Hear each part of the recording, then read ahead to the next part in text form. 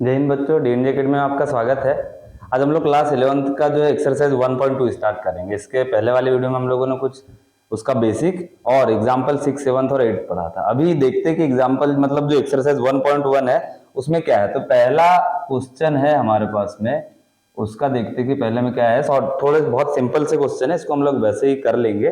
देखते क्या है पहला क्वेश्चन। निम्नलिखित में से कौन से रिक्त समुच्चय के उदाहरण है ये बताना है, ठीक है। तो पहला हमारे पास में देके रखा है, क्या है पहले में बोला है 2 से भाज्य विषम प्राकृत संख्याओं का समुच्चय। क्या बोला है, ये है 2 से भाज्य विषम प्राकृत संख्याओं का समुच्चय। ये हमारे पास क्वेश्चन है, ठीक। 2 से भाज्य विषम प्राकृत संख्याओं का समुच्चय। 2 से भाज्य भी और विषम भी प्राकृत संख्या है, ऐसा तो संभव नहीं, क्योंकि जब 2 से भाज्य रहेगी तो वो संख्या सम होगी, विषम तो नहीं होगी। तो ये हमारे पास में क्या रहेगा, रिक्त समुच्चय कहलाएगा। कौन सा समुच्चय कहलाएगा, ये हमारे पास में रिक्त समुच्चय कहलाएगा, जिसको या तो हम फाई से प्रदर्शित करते हैं या फिर ब्रैकेट में कुछ नहीं रहता उससे प्रदर्शित किया जाता है। तो ये हो गया हमारे पास में रिक्त समुच्चय। दूसरा, इसी का दूसरा देख लेते। दूसरे में क्या बोला है, सम अभाज्य संख्याओं का समुच्चय। क्या है, सम अभाज्य संख्याओं का समुच्चय। क्या देके रखा है, सम अभाज्य संख्याओं का समुच्चय। ये हमारे पास में क्वेश्चन है, ठीक है। सम अभाज्य संख्याओं का समुच्चय बोला हमको इसमें, दूसरा वाला, ठीक है। तो सम अभाज्य संख्याओं के समुच्चय में हमारे पास में एक संख्या आ सकती है। कौन सी आ सकती है इसमें, समुच्चय बनाते तो अपने पास में ये 2 आ जाएगा, क्योंकि एकमात्र सम है और जो अभाज्य भी है पूरी संख्याओं में। तो ये हमारे पास में, तो इसमें कुछ ना कुछ एक तो अवयव मिला हमको, तो ये हमारे पास में रिक्त समुच्चय नहीं है। तीसरा इसी का क्या रहता है, तो तीसरा भी अपन देख लेते। तीसरा में क्या बोला है, एक्स सच दैट एक्स एक प्राकृत संख्या है। एक्स सच दैट एक्स क्या बोला है, एक प्राकृत संख्या। जो कंडीशन दी है इसमें एक्स इस प्रकार है कि एक्स एक प्राकृत संख्या, एक्स का मान बड़ा है 5 से, और फिर क्या बोला है एक्स छोटा है 5 से, और एक्स का मान क्या है, बड़ा है किससे, 7 से, ठीक। ये कंडीशन है। तो ये भी हमारे पास में हमको दिख नहीं रहा। क्या बोला, एक्स का मान 5 से छोटा और एक्स का मान 7 से बड़ा। इसमें बीच में तो हमको प्राकृत संख्या मिलेगी ही नहीं, क्योंकि छोटा और बड़ा बीच की बात की थी। तो ये भी हमारे पास में क्या हो जाएगा, रिक्त समुच्चय कहलाएगा। कैसा समुच्चय कहलाएगा, रिक्त, जिसको अपन या तो फाई या फिर खाली ब्रैकेट से रिप्रेजेंट किया जाता है। ये रहेगा तीसरा रिक्त समुच्चय। चौथा, किन्हीं 2 समांतर रेखाओं का उभयनिष्ठ बिंदु। चौथा क्या है अपने पास, किन्हीं दो समांतर रेखाओं का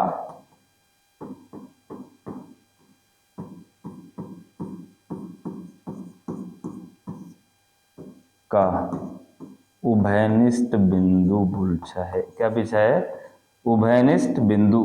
कोई भी 2 समांतर रेखा में आपको क्या बोला है, 2 समांतर रेखा, इसमें उभयनिष्ठ बिंदु कॉमन पॉइंट पूछा है।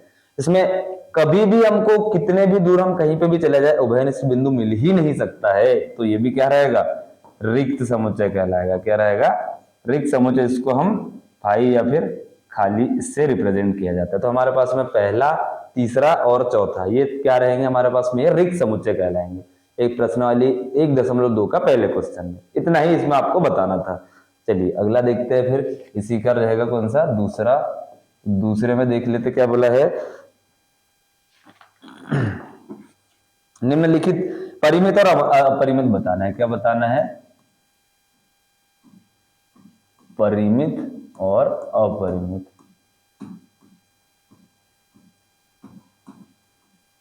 क्या बताना है, परिमित और अपरिमित बताना है इसमें, ठीक है। तो परिमित अपरिमित में पहला है वर्ष के महीनों का समुच्चय। पहला क्या रहेगा इसमें अपने पास में, ये हो गया वर्ष के महीनों का समुच्चय। क्या रहेगा, वर्ष के महीनों का समुच्चय। वर्ष के महीनों का समुच्चय, ठीक से हमारे पास में 12 महीने होते हैं, तो ये हमारे पास में क्या हो जाएगा, परिमित ही कहलाएगा। ये क्या कहलाएगा अपने पास में, ये परिमित, क्योंकि लिमिटेड ही मंथ होते हैं हमारे पास में, टोटल 12 ही महीने होते, तो ये हो जाएगा। इसी का दूसरा देख लेते हैं अपन। दूसरे का 1 2 3 देके रखा है, 1 2 3 और डैश डैश लगे हैं और ये क्लोज हो गया। तो ये तो कंटिन्यू है प्राकृत संख्या, तो ये भी अपरिमित आ जाएगा। क्या रहेगा? अपरिमित। ये हो जाएगा अपने पास क्या? अपरिमित हो जाएगा। इसी का तीसरा देख लेते हैं अपन, है ना। इसी का तीसरे में क्या बोला है? तीसरे में क्या बोला है? 1 2 3 डैश डैश और 100 पे क्लोज, ये बोला तीसरे में हमको। तो ये भी क्या रहेगा अपने पास में? परिमित आ जाएगा, क्योंकि 1 से लेकर 100 तक हमारे पास में पूर्ण संख्याएं है। ठीक, तो ये भी परिमित हो गया। इसी का चौथा देख लेते हैं अपन। ठीक है, तो चौथे में क्या बोला है?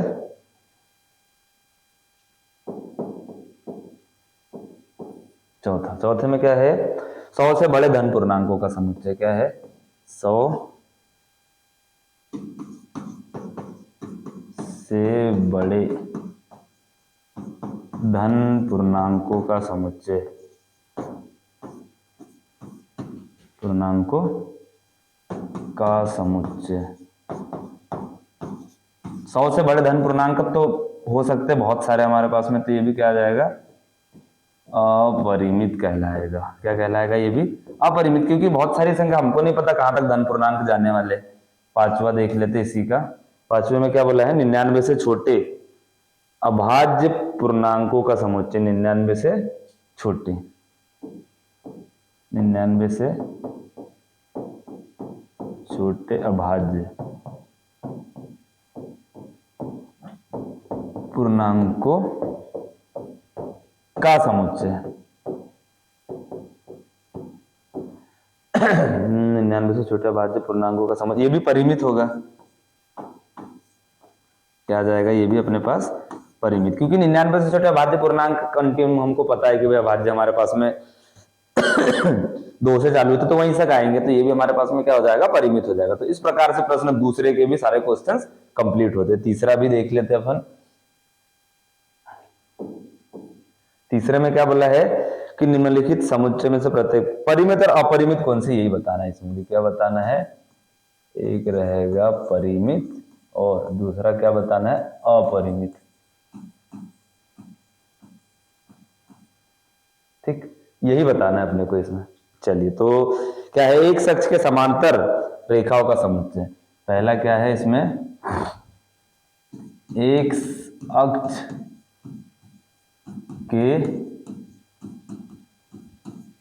समांतर रेखाओं का समुच्चय। ये है एक अक्ष के समांतर। क्या है अपने पास में? क्वेश्चन है एक अक्ष के समांतर। क्या बोला है? एक अक्ष के समांतर। तो एक अक्ष के समांतर तो अनंत रेखाएं हो सकती, तो इसका आंसर क्या आ जाएगा अपने पास में? अपरिमित आ जाएगा। क्या रहेगा? अपरिमित। ये दूसरा क्वेश्चन देख लेते अपन इसी का। दूसरे में क्या बोला है? अंग्रेजी वर्णमाला के अक्षरों का समुच्चय। क्या है? अंग्रेजी